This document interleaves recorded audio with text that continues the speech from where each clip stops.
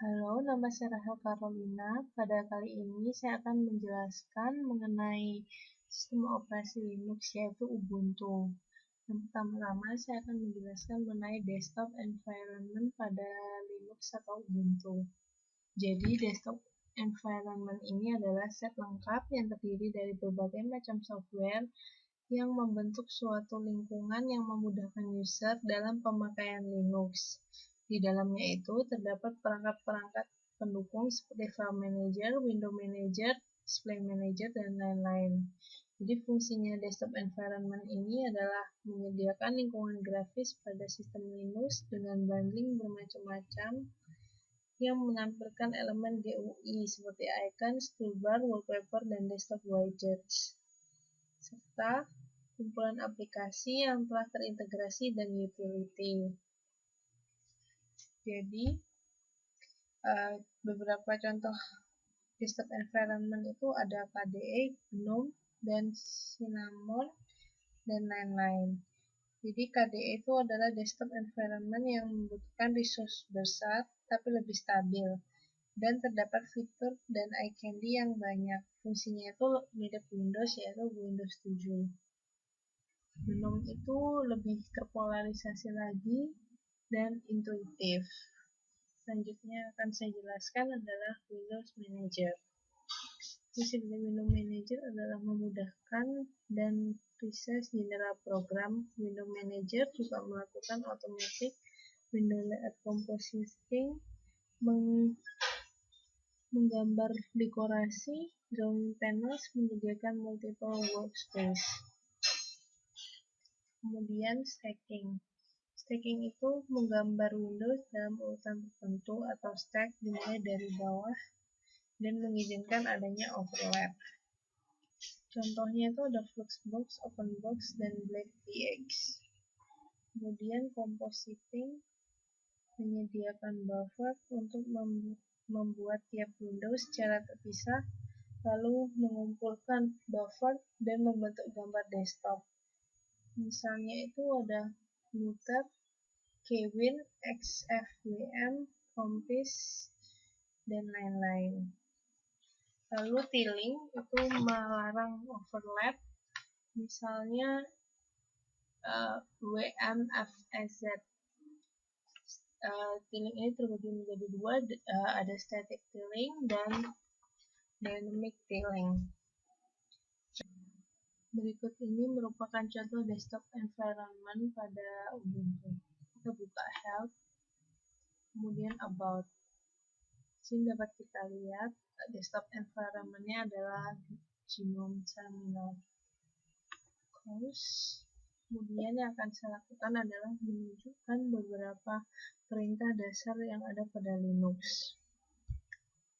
Perintah pertama dasar yang ada pada Ubuntu atau Linux adalah cd atau change directory. Jadi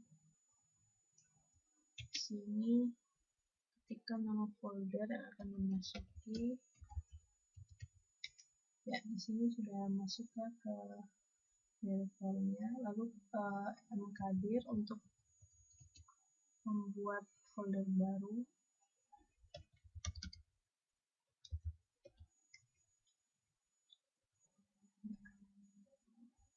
Di sini agak typo, diulangi mkdir folder baru. Oke, kemudian kita bisa delete folder dengan cara rmdir.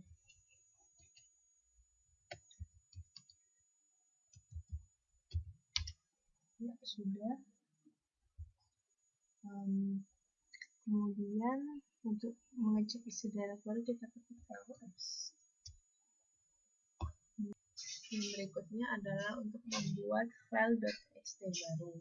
Caranya kita ketik pico, kasih nama file yang dibuat, .txt, enter. Lalu ketikkan apa yang ingin Anda isi di sini. Untuk save, klik Ctrl O.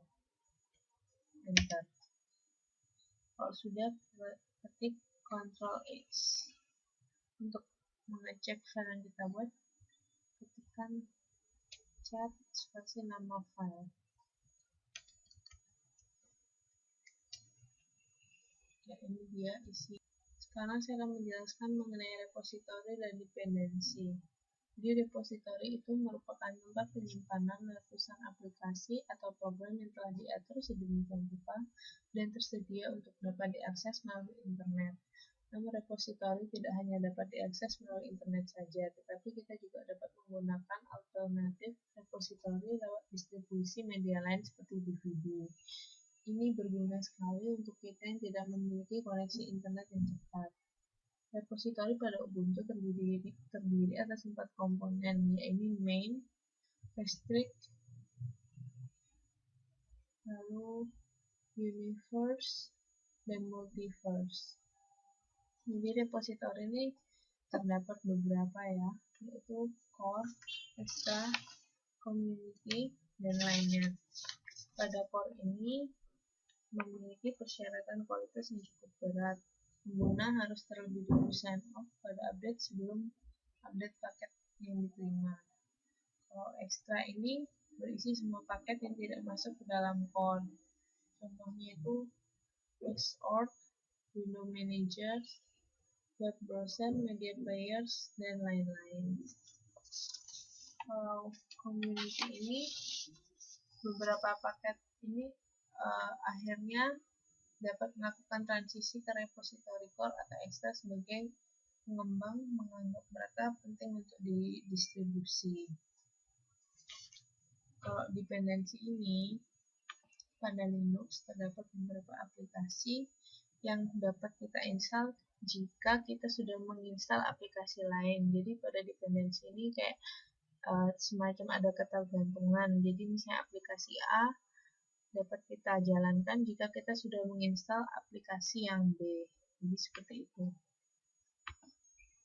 Sekarang saya akan menunjukkan cara untuk mengganti tema dan wallpaper serta icon pada Ubuntu. Pertama-tama kita harus mendownload ini, Unity Trick Tool. Ini berguna untuk mengganti tema dan icon.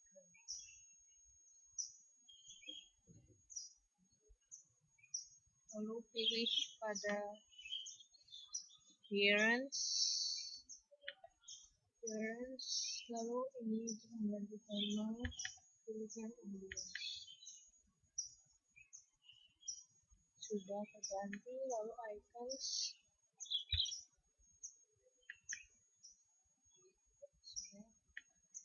Lalu untuk mengganti wallpaper tinggal klik kanan change desktop background. Sini dapat pilihan gambar, kita tinggal klik saja dan nanti akan terganti.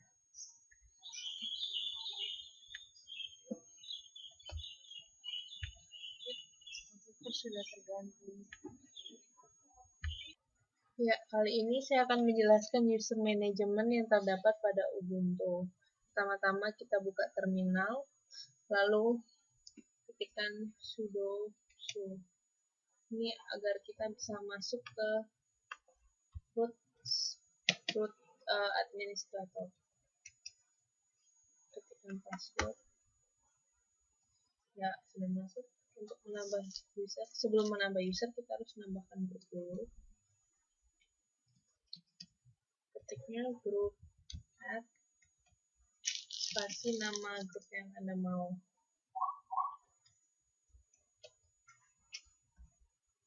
Sudah, kemudian tambah user add min-g ini untuk masukin ke grup itu ya, spasi nama grup yang tadi sudah dibuat, spasi min-p atau passwordnya di sini 1234, kemudian nama user, enter. Ya, ini sudah ditambahkan ya. Kita tambah user lagi. Ini min-p, Password di sini 5214 status 104. Kemudian nama user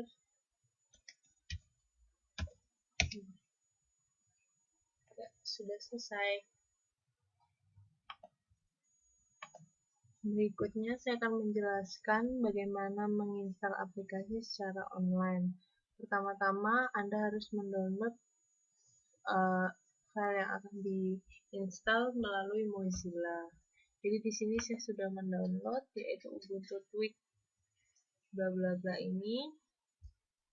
Kemudian pastikan Anda telah masuk ke dalam root administrator.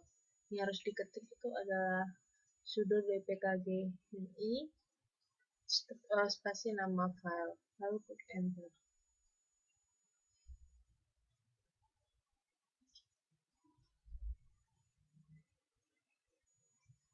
Kita tunggu. Ya, di sini ada error. Sekarang kita coba ketikkan sudo apt strip get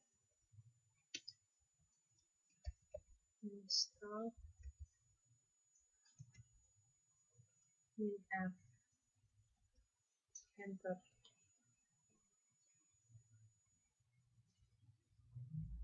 Ketikkan y.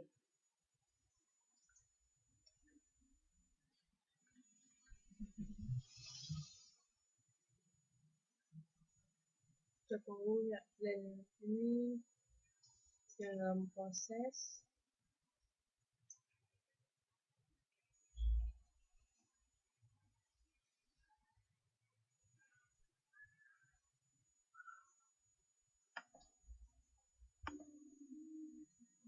Jadi ini prosesnya sudah selesai.